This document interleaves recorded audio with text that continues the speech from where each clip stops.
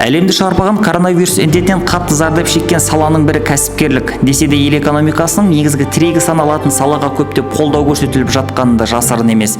Аманат партиясының сайлауалды бағдарламасында да кәсіпкерлікті қолдау туралы арнайы тармақ бар. Осы аптада партияның өзгерістер жолы әр азаматқа лайықты өмір атты сайлауалды бағдарламасының жол картасына енген 78-ші тармақ бойынша атқарылып жатқан жұмыстармен қалалық мәслихаттың депутаты Айжан Найымбекова танысып шықты. Кәсіпкерліктің қыр-сырына қанық халық қалаулысы мемлекеттік бағдарламаларды тиімді жүзеге асыру бойынша да өз ұсыныстарын айтты. 2020-21 жылы бізде бүкіл ел жүзінде жаңағы індет болды. Ковид дейтінді, содан ограничение көп болды.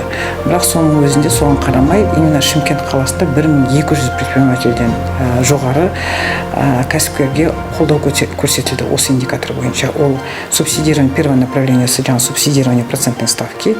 Ол не дегенің, жаңа әр кәсіпкер залогы болса, банк второго уровня барып, өзінің залогын қойып, кредит алады, өзінің жаңағы кәсібін айналдыру үшін ары қарай. Оны өкімет тарабынан жаңа субсидиясы бөлінеді. Допустим, 16% алса, 8% өкіметтен түседі, 6%-ке жаңа кәсіпкерге түседі. Ол жағынан индикаторлардың бәрі полностью істелінген. Оны енді мен өзім кәсіпкер ретінде де білемін, ол жүзеге асқан. Бірақ сол жерде сәл бір дұрыс емес жерлері бар. Оны жаңа управленияның жұмысшыларымен әңгімелесіп, жаңағы олар дұрыс істемей жүрген жерлерін, или, допустим, может быть, заң аясында ол жазылған шығар, соны өзгерісуді ендіруге депутатский запрос арқылы или өздері жаңа министерствоға жазып, соны мен рекомендательного характера ұсыныс бердім.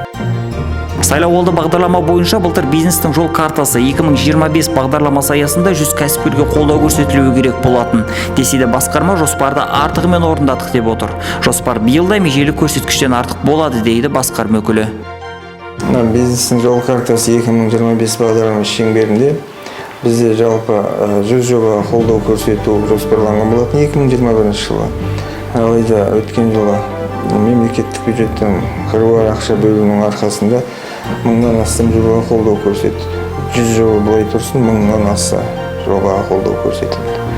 Ал 2022 жылға келетін болсақ, бізде сол өткен жылы 1000-ға жуық жобаны қолдау көрсетілді ғой. Оның бәрі бізге міндеттеме болып, келесі 2022 жылға өте береді. Сондықтан биылда да қаржы өте көп бөлінген, 9 миллиардтан астам ақша осы программаға. Бұл жерде де жоба жыл сайын 100 жобаға қолдау көрсетілу болса, бұл жылы жоспарға сәйкес жаңа жобалардан 200 жоба қосылатын болады. 100 жобадан асырамыз деп. Жылдан жылға индикатор орындалуына біз ешқандай күмәніміз жоқ.